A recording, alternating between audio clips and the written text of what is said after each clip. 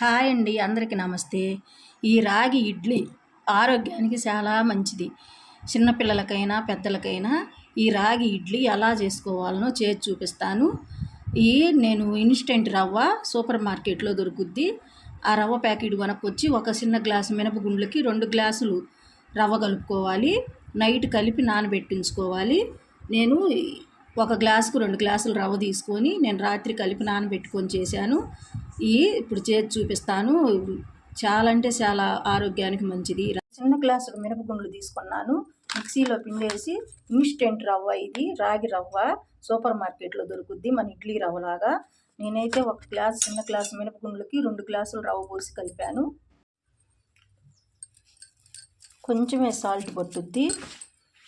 రవ్వ మనం ఇడ్లీ రవ్వలాగా మామూలు ఆ రవ్వలాగా వైట్ రవ్వలాగా కడగాల్సిన అవసరం లేదు. ఈ రాగి రవ్వ ఒక్కసారి కలుపుకుంటే సరిపోద్ది. వాటర్లో ఒకసారి కడిగితే ఈ విధంగా కలుపుకొని కొంచెం సాల్టే పట్టుద్ది. ఇడ్లీ పాత్రలో అడుగున పొంగకుండా ఈ విధంగా కొంచెమే వాటర్ వేసుకోవాలి. ఎక్కువ వాటర్ పోస్తే ఇడ్లీ ప్లేట్లు పైకి వస్తాయి వాటరు.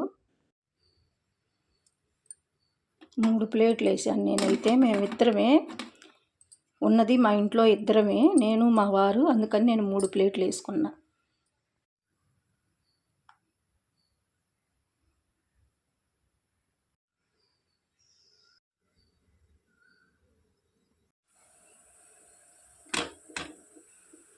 ఇలా చూసినప్పుడు మనకు అర్థమైద్ది.